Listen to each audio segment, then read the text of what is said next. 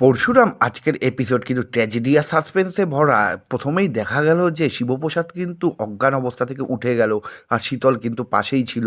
তখন তটিনী কথা শীতল বলতেই তখন শিবপ্রসাদ কিন্তু বলে উঠল যে তটিনী তাকে মারেনি, কারণ তটিনী কিন্তু সোজাসুজি ছিল, আর শিবপ্রসাদের যে গুলিটি লেগেছে সেই গুলিগুলি কিন্তু অ্যাঙ্গেল থেকে লেগেছে। এটি কিন্তু শিবপ্রসাদ বুঝতে পারছিল, কিন্তু সেই সময় শীতল তাকে বারবার করে বলার চেষ্টা করছে যে তটিনী তাকে গুলি করছে, কিন্তু শিবপ্রসাদ কিন্তু সেই অবস্থাতেও মানতে নারাজ যে তটিনী তাকে গুলি করেছে, কারণ সে বারবার করে চিন্তা করছিল যে তটিনী তার সামনে দাঁড়িয়েছিল, তাহলে কিভাবে সে গুলি করবে, কারণ তার গুলিগুলি কিন্তু লেগেছিল তার অ্যাঙ্গেল করে 45 ডিগ্রি। এই সময় কিন্তু শিবপ্রসাদ বলে যে বিজিতের সাথে সে কথা বলবে, কারণ বিজিত সেখানে কি করছিল। তখন কিন্তু শীতল একটু চমকে গেল যে বিজিতের নাম সে জানলো কিভাবে, এবং তার 3টি গুলি লাগলো সেটাও বা সে জানলো কিভাবে। এরপর শিবপ্রসাদ কিন্তু অনেকগুলি কোশ্চেন শীতলকে করলো। শীতল যেগুলির উত্তর একটাই বলল যে সে তাকে কলেজ লাইফ থেকে ভালোবাসে, এবং তাই সে তাকে জলের থেকে উদ্ধার করে নিয়ে আসছে। এরপর শিবপ্রসাদ বলল সে কিন্তু তটিনীর সাথে একবার কথা বলতে চায়।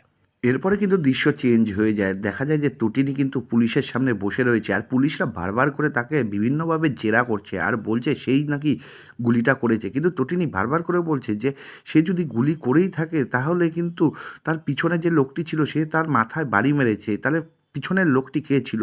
এই নিয়ে কিন্তু পুলিশের সাথে তটিনীর একটি তর্ক বিতর্ক লাগে। সেই সময় নন্দিনী বলে সে কিন্তু অ্যাডভোকেট এবং সে মোটা টাকার বিনিময়ে তটিনীর কেসটি লড়ছে, তাই তটিনীর সাথে ভালো ব্যবহার করতে পুলিশ দেয়। এরপর পুলিশরা কিছুটা হলেও কিন্তু শান্ত হয়।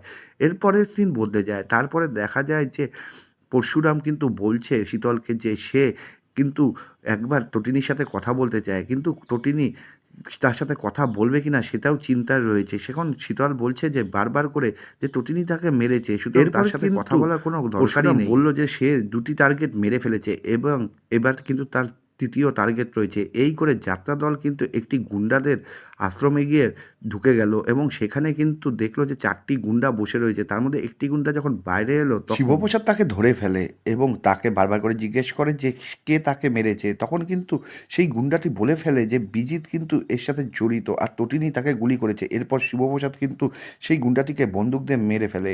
এরপর শীতল কিন্তু তাকে জোর করে নিয়ে গাড়িতে বসিয়ে ফেলে, কারণ তার শরীর কিন্তু খুব খারাপ। এরপরের সিনে দেখা যায় যে বাচ্চাটি কিন্তু খেলছিল কিতকিত, সেই সময় কিন্তু একটি সোনার পেন্ডুলুম পড়েছিল, সেটি হাতে নিতেই কিন্তু তার মাসি দৌড়ে আসে এবং মেয়েটিকে বলে যে সে নাকি এটি নিয়েছে, এবং যার মা ক্রিমিনাল সে এরকম করতেই পারে, কিন্তু বাচ্চাটি বলছিল বারবার করে আমি সেটি নিইনি।